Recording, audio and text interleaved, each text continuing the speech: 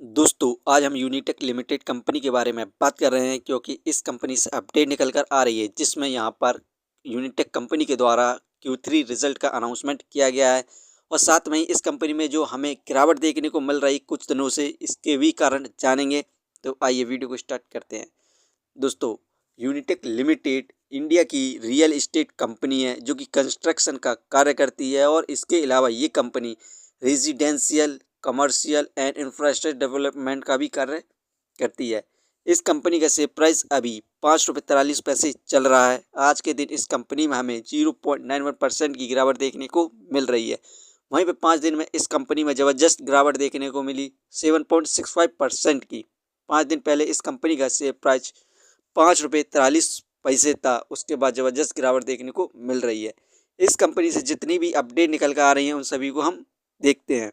दोस्तों ईडी ने 80 करोड़ की वाटका यूनिटेक ग्रुप की मनी लॉन्ड्रिंग केस में अटैच कर ली है क्योंकि यूनिटेक ग्रुप के ऊपर होम बायर्स के साथ फ्रॉड करने का केस चल रहा है। उसी के तहत यहाँ पर इस प्रॉपर्टी को जब्त किया गया है। यहाँ पर Q3 रिजल्ट से पहले हम इस कंपनी का Q2 रिजल्ट को देखते हैं। यहाँ पर Q2 रिजल्ट आया था, उसमें इस कंपनी के द्वारा यहाँ पर नेट लॉस देखने को मिला था 738.7 करोड़ का, जबकि पिछले साल इस कंपनी को नेट लॉस 766.8 करोड़ हुआ था। यहाँ पर अपने लॉस को कम किया था। टोटल इनकम 151 करोड़ रही थी, जबकि पिछले साल इस कंपनी की टोटल इनकम 79.9 करोड़ थी। यहाँ पर टोटल इनकम में भी हमें इंक्रीमेंट देखने को मिला था, शानदार परफॉर्मेंस देखने को मिला, लेकिन कंपनी को लॉस हुआ था। अब जो नेक्स्ट मंथ में इस कंपनी का क्वाड्रेंट का रिजल्ट आने वाला है उसमें इस कंपनी को यदि प्रॉफिट गेन करती है तो इस कंपनी के द्वारा हमें मल्टी बैगर रिटर्न्स मिलने की संभावना है। यदि कंपनी को लॉस होता है तो इस कंपनी में हमें गिरावट देखने को मिल सकती है। इस कंपनी को हम फाइनेंशियली देखें क्वार्टरली बेसिस पर सितंबर 2024 में 767 करोड़ का लॉस हुआ था। दिसंबर 2024 में 717 करोड़ का लॉस हुआ। मार्च में 489 करोड़ का लॉस हुआ।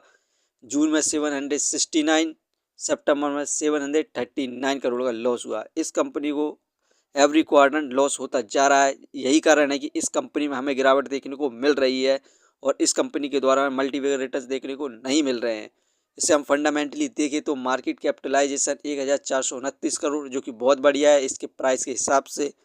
डेप्थ ऑफ इक्विटी 0.93, इस कंपनी में बहुत ज़्यादा कर्ज है। रिटर्न ऑफ इक्विटी 25.59%, ये हमें पर ईयर 26% के रिटर्न प्रोवाइड कर रही है, जो कि काफ़ी अच्छे रिटर्न्स है। अर्निंग पर शेयर 10.25 नेगेटिव में चल रहा है, डिविडेंड दे नहीं रही है। बुक वैल्यू 30.64 नेगेटिव में है। फेस वैल्यू तो ये कंपनी फाइनेंशियली और फंडामेंटली फ़िलहाल बिल्कुल भी सही नहीं है, क्योंकि इस कंपनी को यहाँ पर लॉस होता जा रहा है और शेयर प्राइस में भी हमें साल भर से गिरावट देखने को मिल रही है। यदि नेक्स्ट क्वार्टर जो फरवरी में आने वाला है उसमें यदि कंपनी प्रॉफिट गेन करती है तो आप इस कंपनी में इन्वेस्ट कर सकते हैं शॉर्ट टर्म और लॉन्ग टर्म में, और मल्टीबैगर रिटर्न्स प्राप्त कर सकते हैं। दोस्तों ये वीडियो सिर्फ एजुकेशन पर्पज़ के लिए थी। यदि आप किसी भी कंपनी या स्टॉक्स पर इन्वेस्ट करते हैं तो एक बार अपने फाइनेंशियर्स और एक्सपर्ट की सलाह जरूर लें। कभी भी लोन लेकर इन्वेस्टमेंट ना करें। यदि आपको कंपनी के बारे में जानकारी सही लगी हो तो अपने चैनल को सब्सक्राइब करें, जिसका नाम है स्टॉक एनालिसिस। धन्यवाद।